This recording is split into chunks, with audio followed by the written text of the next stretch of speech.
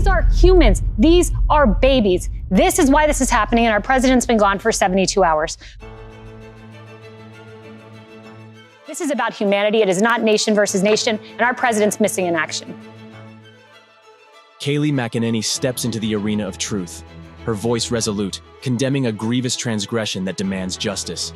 Harris, at this point, it's hard to think about, should he be in the Oval Office?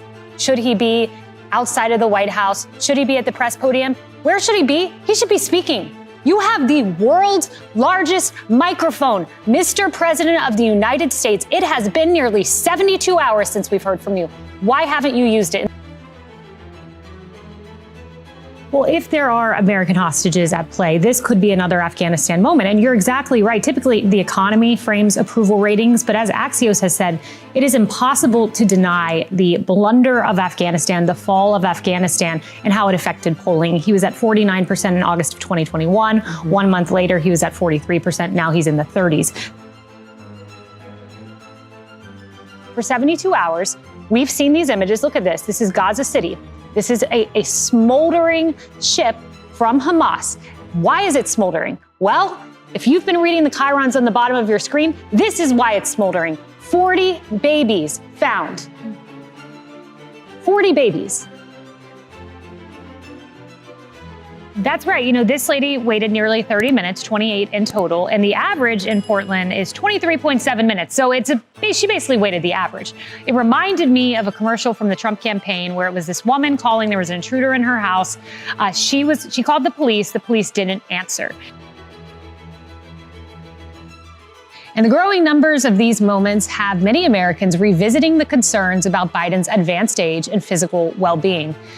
Look, Emily, I was on with Trace Gallagher yesterday when this happened, and he mentioned a fall, and I assumed it was just a slight fall or a trip like we'd seen before. And then after I see the video, I was stunned by it. I was saddened by it. It's hard to watch if you have human emotion and empathy, but it does raise those questions of the president's age. With unwavering conviction, McEnany raises her voice against an act so heinous, so morally bankrupt, that it stands as an affront to humanity. It is untenable, especially as we're learning American hostages, likely in the scenario, 9 Americans. We need to hear from the president. We didn't hear from him until late afternoon. The attack happened at 6:30 a.m.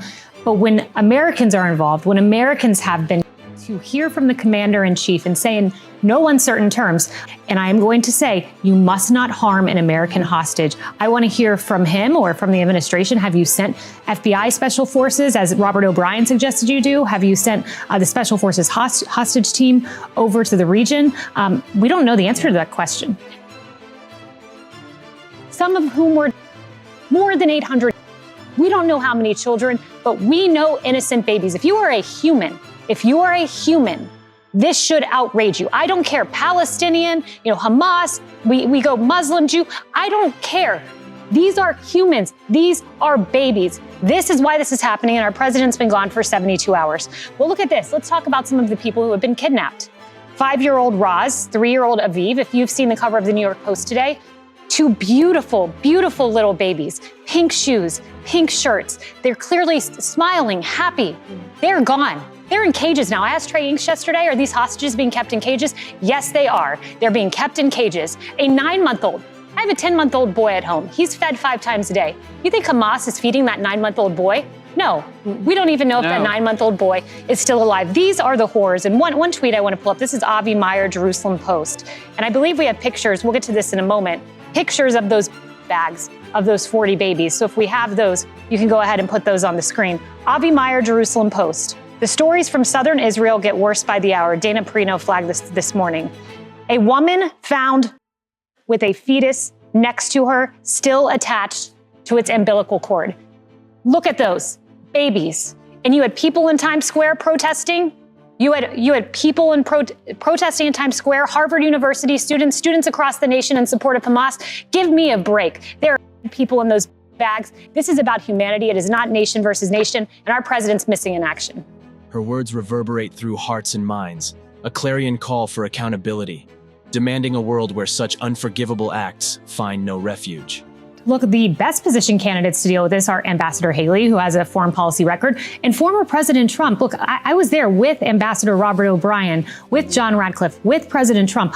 on September 2020, when we were celebrating peace accords between Bahrain, United Arab Emirates, and Israel. First time it's happened since 1994. That's September of 2020. Former President Trump should be out there saying often, September of 2023 looks a whole lot different. We're not celebrating peace. We are looking out in Israel, something that didn't happen on my watch. So Ambassador Kayleigh, President Trump uniquely positioned on this issue. I don't know what's going on with this president. I don't care if he's lying in his bed and wants to bring a microphone to his bedside and speak there. I don't care. I care that for 72 hours, we have not heard from the man with the biggest microphone. I've seen guest after guest, Robert O'Brien, people from my administration, John Radcliffe. You had a former UN ambassador speak, Nikki Haley, a former president, Donald Trump, a former vice president, Mike Pence, but a current president of the United States, I don't know what he's doing, but it's inexcusable.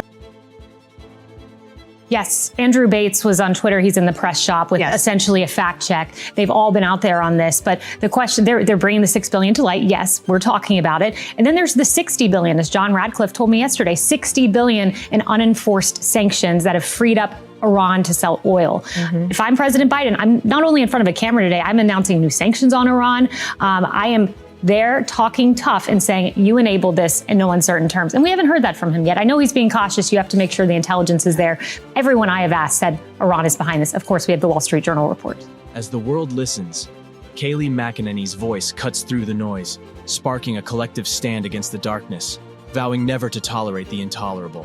It also reminded me of another fact check. We're fact checking all day. A fact check from CNN this time. They woke up that time and fact checked Trump's dishonest 911 ad fear mongers about Biden. Here's the ad. The ad released Monday, the latest in a series of similarly fear mongering ads from the Trump campaign suggests, this is the part, that a Biden presidency would result in 911 calls from senior citizens going unanswered. This woman wasn't a senior citizen, but she sure was an innocent civilian whose 911 call went unanswered because she left before the police arrived. So fact check, false, CNN. We begin this Monday with new reporting and damaging polls regarding President Biden's age and ability to lead. 80-year-old Biden still hasn't held a single campaign event since launching his re-election bid. And now the New York Times, they are reporting that Biden's staff intentionally tries to keep his schedule light. That report reads in part, quote, in private, some officials acknowledge that they may want to consider reasonable accommodations, interesting wording, not to physically tax an aging president. His staff schedules most of his public appearances between noon and 4 p.m. and leaves him alone on weekends as much as possible. Interesting. And that same Times report goes on to highlight President Biden's well-documented Air Force fall. You all saw it last week. That report reads, anyone can trip at any age, but for an 80-year-old president, it inevitably raises unwelcome questions. If it were anyone else, the signs of age might not be notable, but Biden is the chief executive of the world's most powerful nation and has just embarked on a campaign asking voters to keep him in the White House until age 86, drawing more attention to an issue that polls show trouble most Americans and is the source of enormous anxiety among party leaders. Within this denouncement unfolds a tapestry of strength, inviting everyone to unite against injustice and forge a world where compassion triumphs over cruelty. Former IRS agent and whistleblower Gary Shapley is sitting down for an in-depth interview with Fox News. He claims investigators gave the president's son special treatment, and the misdemeanor charges against Hunter should have been much stronger. The agent says he has no political motive and is coming forward to expose the corruption.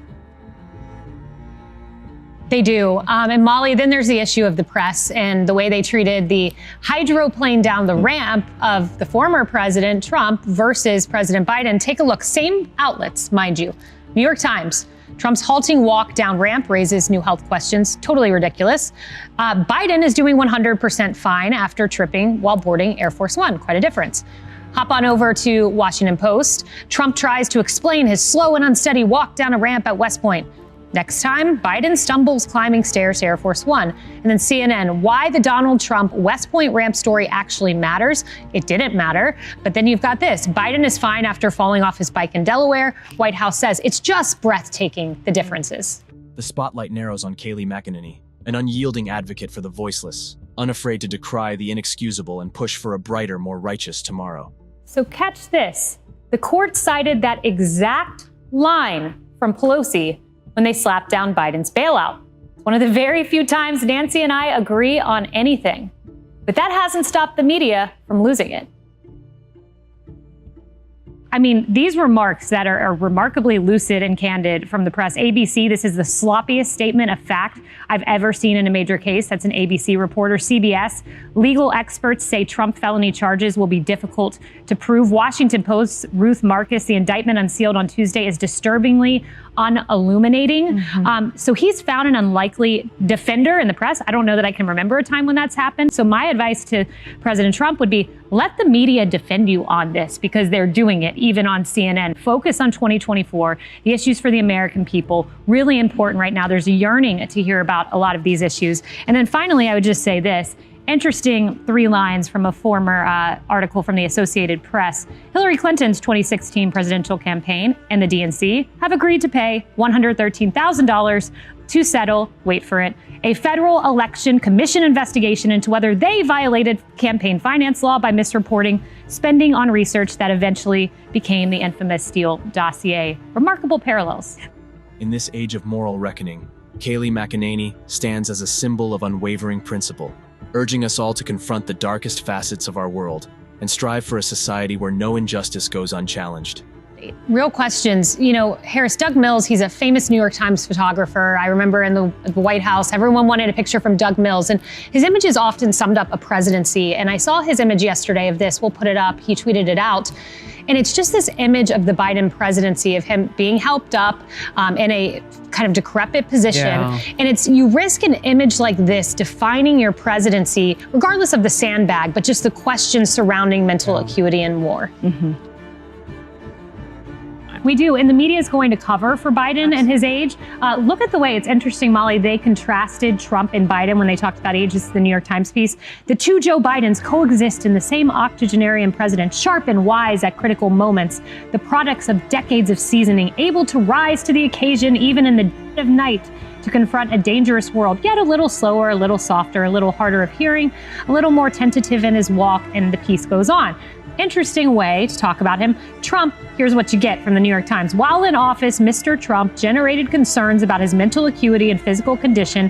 He did not exercise. His diet leaned heavily on cheeseburgers and steak. Most striking was Trump's cognitive performance. He was erratic and tended to rumble. Experts found that he had grown less attentive. His vocabulary shrunk. And aides say privately Trump had difficulty processing information. I was an aide. He had no difficulty processing information brought to him. But interesting the way they talk about both. Well, that was a really loud no from President Biden there.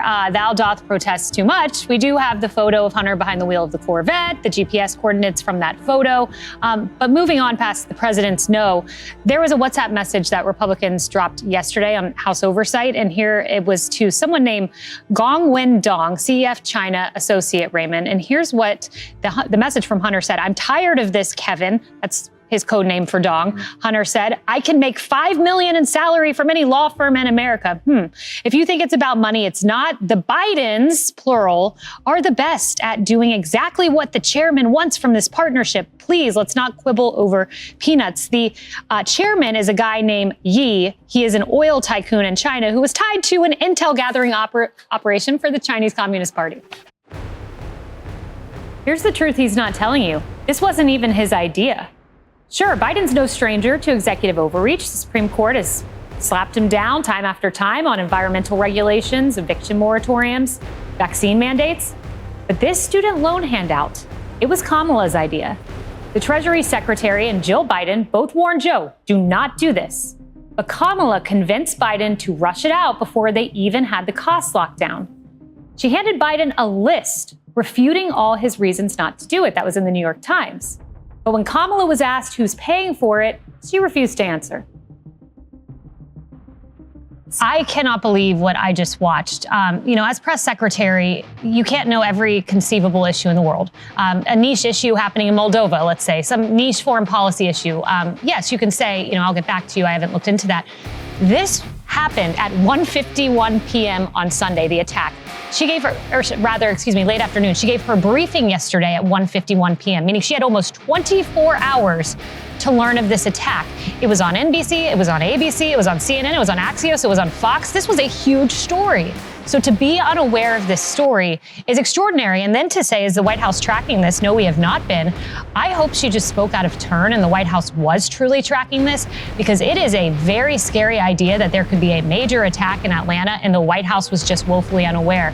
Merrick Garland, he just had a press conference. I hope he addressed this, because these individuals crossed state lines, bringing this into federal jurisdiction. There were people from France, from Canada.